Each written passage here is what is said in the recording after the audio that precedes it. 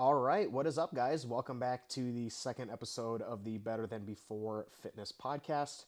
Before I get into today's episode, I just wanted to take a second to thank all of you guys who reached out and said kind words about the first episode.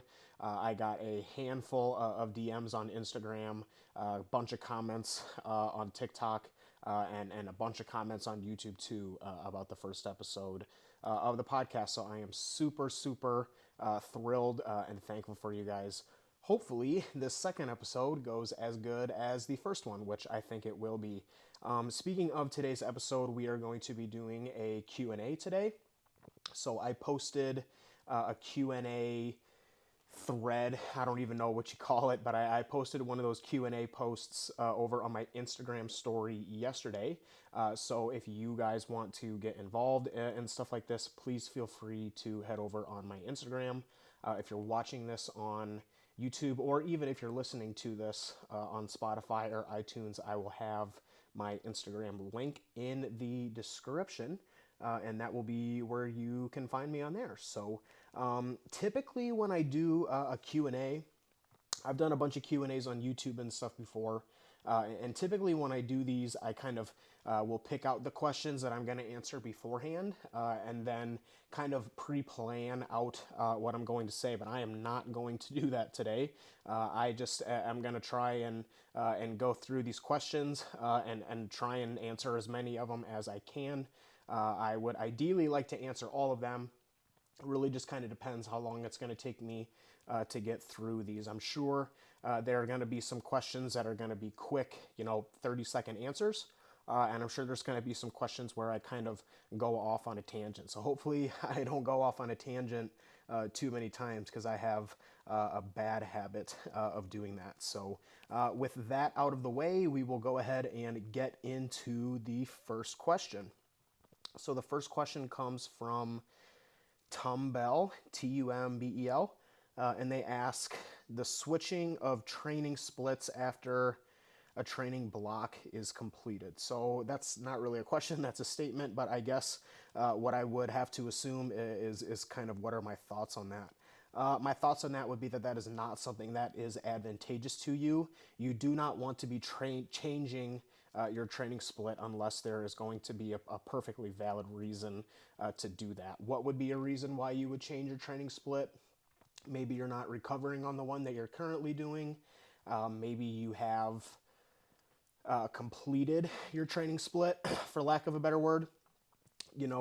If you're somebody who's starting off on a real basic beginner split, like full body, and realistically you've run the progress from that split into the ground, maybe it's time to change. But it's definitely not something that you should be doing every block, that is for sure. So that would not be something that I recommend for you, Tumbel. I would try to keep your training split as basic and consistent as you possibly can, and just work on improving performance within that split. Alberto Perez asks, what is your go-to artist for the gym? Man, you guys are going to freak out when I answer this question. So I don't really listen to anything in the gym. At the moment, my headphones are currently broken, and honestly, I'm just too lazy to go get new ones. But even when I do have headphones that work, I don't really listen to music all the time. This is just, I know there's going to be so many people that are going to not relate to this, which is fine, but music doesn't really change my workouts that much. I mean, I know that there are some times where you're listening to a song and the music, is feeling good and gets you going and stuff like that, but that's not really something that happens for me on a day-to-day basis. I'm typically pretty calm and focused during my sessions. I don't really feel like I need to rely on music to amp me up and get me going. Honestly, if I'm being 100% dead ass honest, the only time where I ever really listen to music in the gym is if I'm in the gym and there's just people all around me and they're just talking and saying stupid shit. Sometimes you go in the gym and there's a group of 8 fucking people training together and they're just being obnoxious the whole time. Then I'll put music in, but it's just more so to drown out the noise. I wouldn't really say that I particularly like listen to music to kind of get me hyped up. I know that that's like super uncommon. And it's definitely not something that I like recommend to people. Like, whatever it is that gets you going, then do that. But I just never really, sometimes you'll hear people say like music moves me, or music like inspires me, or music motivates me and stuff like that. And if I'm being honest, like music really has just never really been that thing for me. So yeah. But when I guess, I guess I will answer, when I do listen to music, what I like to listen to is I actually like to listen to a lot of like dance music, because it's like upbeat, and usually dance music has like a consistent like rhythm or something that's like going on in the background. Like it's like a beat that you can, I call it like head bobbing music, like music that you can like kind of catch on with the beat and like catch on with the flow with it, and stuff like that. And it's like it's upbeat music, stuff like that. I do kind of like to listen to that.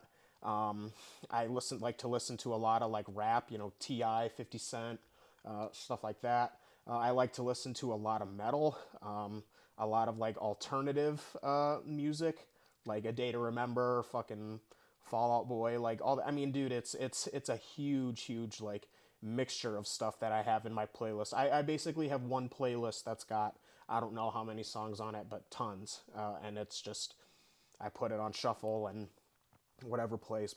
But I don't really have a go-to artist like that. Evan Kudsia, I hope I pronounced that right, says current physique pick. I posted a physique update on my TikTok like a month ago. If you go to TikTok and type in CD clip physique, it'll be there. What do you think the pros and cons are of a 3-on, 1-off split? Good question. ADELFAKS, Adelfax, I think that's the username. Pros and cons of a 3-on, 1-off split. So the pros would be that you're going to be training everything at an extreme level of frequency. Obviously, if you're doing, say, push pull legs rest, push pull legs rest, you'll be training push every 4 days, which would be a very, very good frequency. So you would be able to accumulate more, hypothetically, you would be able to accumulate more total effective volume over the course of a given period of time. That could be a month, that could be a year. When you're training things more frequently, you're just going to accumulate more total volume, period. It doesn't really matter like what block of time that you're looking over that with. Trying to think if there are any really like major pros. Other than that, like that really is kind of the main pro. A lot of the cons is that depending on how hard you train, that may not be a split that you can recover from. So I never train 3 days in a row, because I always notice that third workout is never as good as the other two. I'm usually, especially now, just because I'm training legs so frequently, and I'm always doing these like super difficult like multi-joint movements to failure, like very, very frequently. I'm either doing like some sort of squat or a hinge to failure like every 3 days. So I feel like I'm constantly always tired, and especially if I were to get into like 3 workouts in a row, that third one would never be good. So I think that is definitely a con, is if you are able to train hard, that split is going to induce very high levels of fatigue for you. So you would either have to train with very low levels of volume within each individual session, or you will have to deload more frequently. So I feel like that's more, more of like a training intensity question. That really is going to be the thing that makes or breaks that for you. People that train really, really hard, I find, have a hard time training 3 days in a row. People that kind of train not as hard can train more frequently and not really experience the fatigue from that. Yotam Rachelson asks, as I'm going into a cutting phase, what should I expect regarding my progress in the gym? So you're gonna continue to make progress the vast majority of the cut if you are running a program that is effective. You know, this is actually a really good question because this is a super common, I guess, pet peeve of mine. It's a question that I get asked very, very frequently. You know, what's going to happen to my performance in the gym when you enter a cut? And the answer is like probably nothing.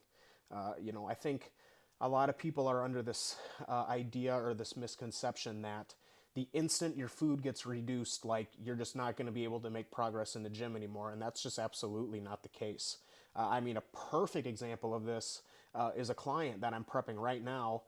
He checked in this morning with me. He weighed 195 pounds, and he is stronger now at 195 pounds than what he was at the beginning of his prep when he was like 250.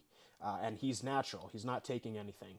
So if training volume gets managed and you're losing the weight at an appropriate rate, you're not doing like a suicide cut where you're just like calories are cut super, super low and you're not doing this like crazy amount of cardio and stuff like that. If you're running a reasonable and responsible caloric deficit, nothing is going to happen to your gym performance. You're going to continue to get stronger as you lose weight. Now, you're eventually going to reach a point where, especially if you're going to be a competitor and you're going to start to getting into levels of leanness that are like super, super exotically lean, you're going to run into times or instances where your performance is hard to progress. And you may start to notice that your performance starts to regress and actually go backwards a little bit. Your goal during that time is to prevent or make those regressions as little and as small as possible. You're trying to hold your performance as best as you can when you get into a time like that. But let's say if somebody does like a 4-month contest prep, like seriously, for the first 2 months, if not the first 2.5 months, like strength should still continue to progress. You may have to do less training volume in order to make that happen, but that is not a concern. The concern is what is the performance doing, not necessarily how many sets are you maintaining performance in. Just are you maintaining performance, retaining performance. So yeah, good question. Good question. Owen 6720 asks, did you have any passions prior to bodybuilding? You know what, man, I feel like I've been passionate about things like literally my entire life. So when I was young, I mean like super young, I was like absolutely obsessed with like Star Wars and shit. And then I started to get into like middle school, high school, and I started to get really passionate about sports. Like I was like a sports junkie, not in terms of like playing, like I obviously played the sports, but I was more of like kept stats like of everything and all of that type of stuff. So I guess I've always been passionate about that. After high school ended, I got really passionate about competing in Call of Duty. So I've, you know, I don't know how many of you guys who are listening to this now will be familiar with this, but I've talked about it on my TikTok plenty of times. I used to be a competitive Call of Duty player, and I had aspirations to be a professional Call of Duty player. This was back in 2000. Well, it would have been when I graduated high school, so that would have been like I started competing in like 2013, 2012, and I graduated high school in 2014. And when I graduated high school, I wasn't playing football anymore. So I really was kind of like looking for something to channel like my competitive drive into. And at that time I was already competing in Call of Duty tournaments. So I just like went full bore into that. So, and then, you know, after a while of doing the competitive gaming thing, I kind of fell out of love with that. And I also started getting in the gym at that point because I had, you know, become pretty overweight from the competitive gaming. And here we are now. My my passion and my career is bodybuilding. So really good question, Owen. I like questions like that. I like answering questions that are more personal. I mean, I love talking X's and O's, and I love talking about, you know, the thing that I love more than anything. But I also like these personal questions. Let's see. Asks, is having different training block lengths normal? Some last 6 weeks, others 4. It is for me. I never predetermine the length of a training block for myself, at least. I never predetermine the length. Everything is taken reactively. Sometimes I've definitely had some 4 week blocks. I'd say my average block is probably 6 weeks, but I've definitely had some blocks that were only 4 weeks before. I've had some blocks that have lasted like 7 or 8 before. So yeah, I mean, I would say that's fairly normal. Typically, I don't think that that's like an indication of anything that you're doing right or wrong. That's just like an indication of like what's going on in your life at that time. So like I find if I start a training block and I have like very little like work stress, like outside life stress outside of the gym, like that block can probably be like 6, 7 weeks long. If I start a training block and 2 to 3 weeks in, like I get like a huge upsurge in clients or something like that, and like my total life stress accumulates, that block has to be a little bit shorter because I'm getting more fatigued quicker, and so I need to get rid of that fatigue quicker. So good question, man. Good question. Mike Easy, could you speak about progressive overloading a movement you do twice a week? So if you're going to do an exercise twice per week, I would alter something about it the second time that you go around. So let's say you're doing squats, barbell squats twice a week. I would either squat in different rep ranges on both days. So let's say you squat on a Monday and a Thursday. On Monday, I would work in the I'm throwing random numbers out here, by the way. Nothing is set. But on Monday, I would work in like the 5 to 8 rep range. And then on Thursday, I would work in like maybe the 12 to 15. Or I would add in a different variation. So maybe you do squats on Monday, regular squats, and then you do pause squats on Thursday, where you pause in the hole for a 3 count or something like that. Those are obviously the same exercise. They're both a barbell squat, but it's a different variation of that squat. The pause adds another element of load and intensity and alters the movement in a way. So, but I would not do the same exercise in the same rep range with the same variation multiple times in a week. You're just going to hit a brick wall with your progression very quickly. So that is how I like to do it. And I think a lot of people will be able to take some value from that because a lot of you guys probably don't have gyms that have tons of crazy good equipment. And so you may only have one leg press. You may only have a seated hamstring curl. I mean, I'm actually really surprised. I think I'm very fortunate and very blessed. Both of the gyms that I go to have seated and lying hamstring curls. I'm actually really surprised with how many clients come to me and send me footage of their gym and they only have one or the other and they don't have both. So yeah, I think a lot of people will take some value from that one. eSykes10 asks, were you ever scared to bulk because you might get bigger again? Wow, really good question. I think a lot of people will hit home with this. So, I mean, yeah, I mean, at some point I was worried about it, but I got over that very quickly.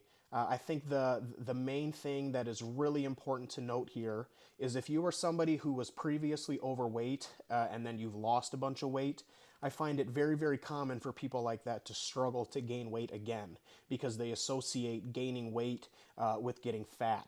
The first thing that I want to say is just because you gain weight doesn't mean that you're going to go back to being a fat, overweight individual.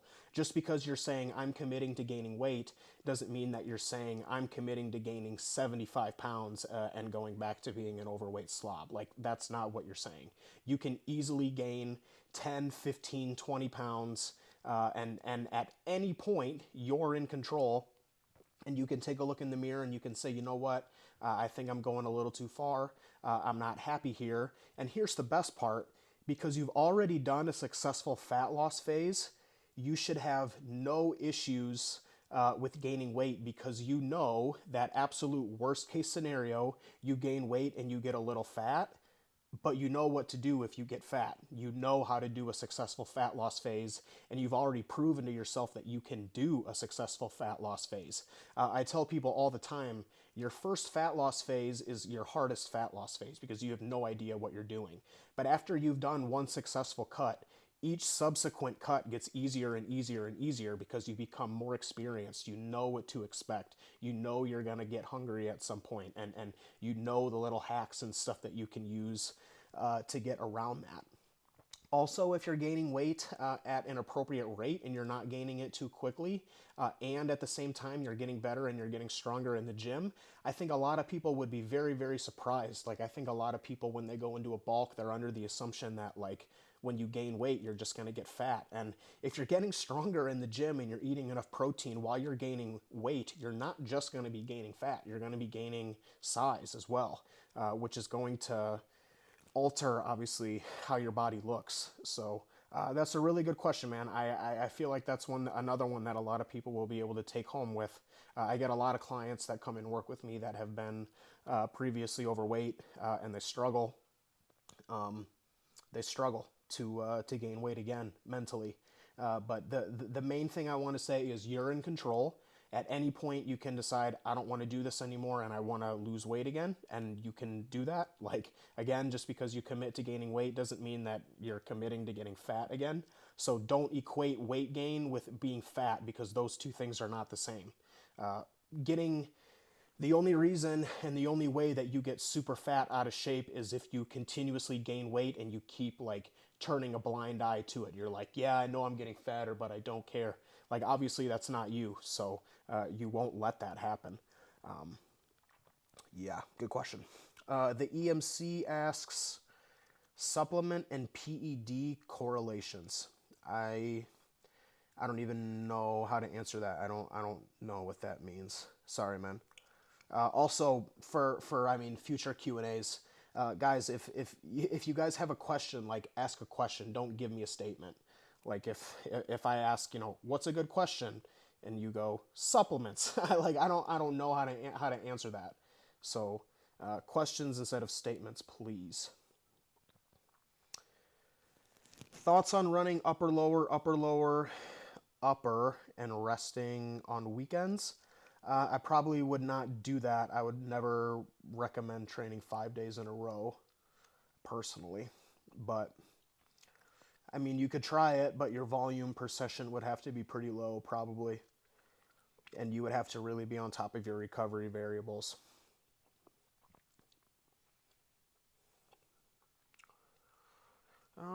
Which muscles benefit the most from the shortened position? All of them. This question was asked by Patrick LVW. All of the muscles benefit from being trained. Wow, words. Which muscles benefit the most from shortened position? All of them. You should get all of your muscles fully shortened. In order for muscles to grow, they need to be trained through their full contractile range of motion, which means the fully shortened position and the fully lengthened. So, all of them. John Vinsek, Vinsek, I hope I pronounced that right. John Vinsek, best things you learned about training this year that have helped you a lot. Ooh, this is a good one. This is a really good one. Let's see. What are some things that I learned this year? I'm gonna, like, kind of throw a curveball here, and it's definitely not that I didn't learn anything this year. Like, that would be an absolutely ridiculous thing to say. But a lot of the stuff that really happened to me this year, this has been my best year of training by far. At this point in my life, this has definitely been my best training. I think I've built the most size this year for what that's worth, and I feel like the way that I've programmed my training has been the absolute best and smartest that it's ever been. But what I really think happened this year is just a complete affirmation of the things that I already knew, but I always, like, second guessed. A lot of the people who are listening to this will be familiar with my personal training philosophies. I am somebody who prefers to train with lower amounts of volume at higher frequencies and train at higher intensities. I personally believe that is the best way for me to train, and I feel like I get the best results when I train like that, and that's how I love to train that way. So that's how I want to do it. In today's, I wouldn't say in today's fitness society, but in just fitness society in general, there are lots and lots and lots and lots of people that disagree with that and comment on my videos and say that it's wrong, or talk about how this is not the best way to train, and talk about how you should be doing this and this and this and this and this instead. And even though I'm somebody who like is pretty confident in who I am and pretty confident in what I understand and what I believe, still hearing over and over and over again people saying that this is the wrong way to train does make me second guess myself at times. But then realistically, I take a look at what I've done this year and I realize, no, this shit fucking works. So I hope that answers that one. But I don't really have a one thing that I've really learned this year that I've really implemented. It's just been like more affirmation on the things that I was very confident in before, that just I'm even more confident in now. M.Mahala04, thoughts on semen retention. Holy shit, bro. So I don't know what this means.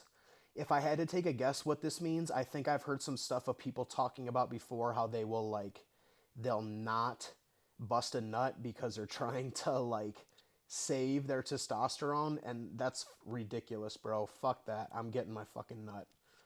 Those are my thoughts on it. I think if there's any benefit to doing it, I'm not fucking willing to do that shit. So, but I also don't think that there's any benefits to doing it. I don't think testosterone is like held in your semen. So, fucked up question, but not a fucked up question, but it's like a fucked up concept to think about, that there are people out there that are like preaching that. Trey Carroll, the thoughts on the importance of limiting fat and fiber post-workout. Is it bro science? I think my honest thoughts on this is, if you're somebody who's like, especially in like either a calorie deficit, or somebody who is like bulking and they're still eating like a reasonable amount of food, I think that it's a good thing that you should do. You should probably like avoid fat in the post workout window if you can. Now the question is, what degree does that help? And I can't imagine that it helps like super much. I have fat in my post workout meal, but I'm also at a point in like my bulk where I'm eating like 4,700 calories, give or take. And that's a lot of food for me. And I find at times that I'm really like struggling to do that. And so I've been having fats in all of my meals just to make eating the food easier. I also think once you get to a point where you're eating like tons and tons of food, I think the concept of nutrient timing is basically irrelevant at that point. If you're eating 5,000 calories a day, you're always going to have carbs in your system. You're always going to have fats in your system. You're always going to have protein in the system. So like worrying about like specific meal timings at that point, I think is really irrelevant. I think it becomes more important the more limited that your calories get. But honestly, man, I wouldn't worry about it. If you've got some fat and some fiber in your post-workout meal, I think that's perfectly fine. Now, if your post-workout meal's got like 40 grams of fat in it, or like 25 grams of fiber, like if you're too extreme with it, that's probably going to be a problem. But like if your post-workout meal has like 10 to 15 grams of fat in it or whatever, man, I wouldn't, or 20 even, I wouldn't even really care about that at all. It's not that big of a deal, realistically. Ashley One Up asks, how would you go about transitioning from meso to meso in terms of weight and reps? For example, hitting 50 kilos for 8 at 0 RIR, would you aim to match it or increase at 3 RIR in the next meso? So Ashley, I don't work with RIR at all. I mean, I train at 0 RIR on all my working sets, period. So as far as like being, specific with you and telling you like which RIR and stuff to train at, I don't really work that way with myself personally. I have tons of clients who use RIR within our training program. I guess if I had to give you an answer, I would probably say that I would definitely increase the weight for the next block. I mean, that's pretty typical. Like when I have people finish a training block, if they are using a certain weight and they've like maxed out their rep range, I would definitely increase the weight for the next block. I don't think I would aim to match it. I think like you want to progress that in some form. So if you've realistically like hit this 50 kilos for 8 and you feel confident that you could increase the load and still be able to work in hypertrophy friendly rep ranges, then go for it. Ibrahim 999 asks progress for lateral delt exercises? Question mark. You progress your lateral delt exercises like you progress everything. You stick with the weight until you hit it for a certain amount of reps, and then you increase the weight, and then you build those reps up, and then you repeat the process. I mean, lateral delts, there's also like a degree of internal stimulus. Like you want to make sure you're actually using the lateral delt, but once you got your form down pat and you ensure that you're actually using the lateral delt, you progress it like you progress everything else. Aiden Murphy asks, how much weight should you drop the weight from your top set to your backoffs? I don't know. I don't have an answer. I mean, I think people may be under the impression that I work with like these equations or percentage or something. It doesn't really work like that for me. Like if I'm doing an exercise for the first time and I go into that exercise and I'm like, okay, I want to hit one set in this rep range and one set in this rep range. I literally just do my first set and I write down what I get, and then I just kind of think like, if I did 100 pounds for 8, like what weight could I do to get 10 to 15? And I'd say like, I don't know, maybe 80, 75, and then go from there. I guess if you want something that you can tangibly use, I would say I would decrease the weight by anywhere from like 25 to 35%. And I know that's a range. It's going to depend on the exercises, but let's say 25 to 35%. That's probably some information that you can use. But I just want to make it clear, I don't use a weight and then like type in like, okay, 25% reduction in load. I just kind of think logically with my head, but it's probably somewhere around 25 to 35% if I had to guess. Looks like 2 more questions. Matt McGinnis asks, can hypertrophy occur in only completing 8 working sets per muscle group per week? Absolutely. If those sets are done to absolute failure or very close to failure and are being progressively overloaded, then of course. Final question. Luke Thompson, 33. Insulin sensitivity on a bulk. Another statement, not a question, but I'll just give you my thoughts on insulin sensitivity. I think most people do not need to worry about it at all. And if it's something that you are paranoid about, the good news is that you can test your insulin sensitivity and see what is happening.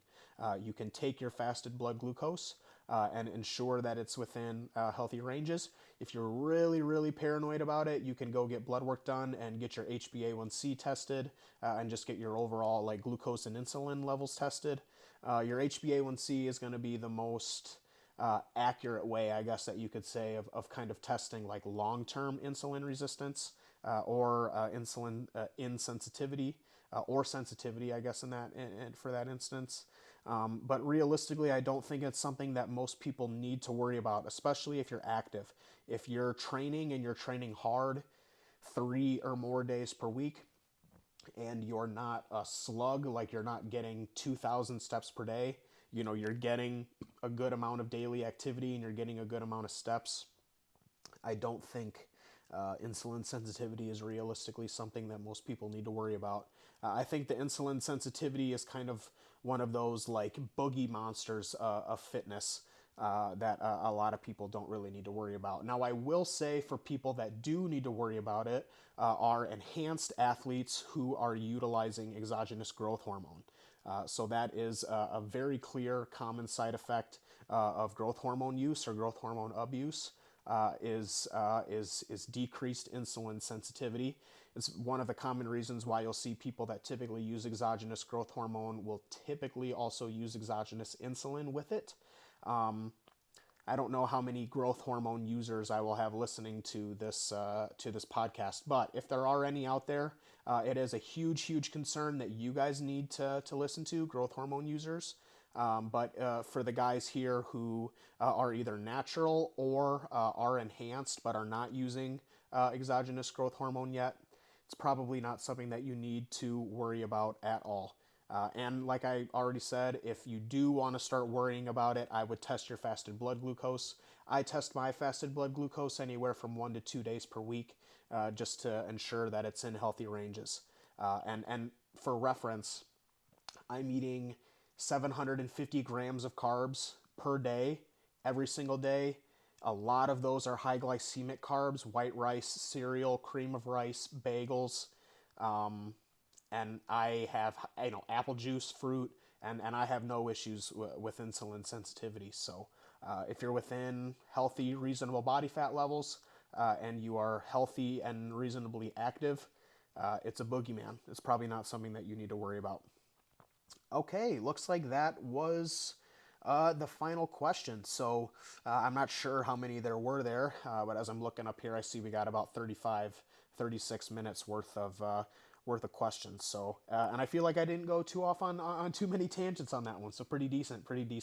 I can't guarantee it'll all be like that. So I guess we'll go ahead and wrap this up. I want to take a second to thank all of you guys who contributed questions to this week's Q&A. If you guys want to contribute to the next one, then you can obviously follow me on my social media. I did this particular one on my Instagram, but I will do some on TikTok in the future. I've done a lot of them on TikTok up until this point, so follow me on both of those. What else? If you guys are interested in online coaching, you can go ahead and visit my website, which is in the description of either the YouTube video or the podcast, whether you're listening to this on Spotify or iTunes. I think that's all that I really want to plug today. I just kind of want to, again, thank everyone for contributing, and thank everyone for listening and or watching. Again, for you guys who are potentially listening to this on the audio version, then there is a video version which you can see on my YouTube channel. But most of you guys will probably be watching this on YouTube. So I'll probably wrap this one up, or I'll just keep rambling and saying some stupid stuff. Thanks again, guys, for the support on the first episode. And thanks again. Take care, guys. Take care of yourselves.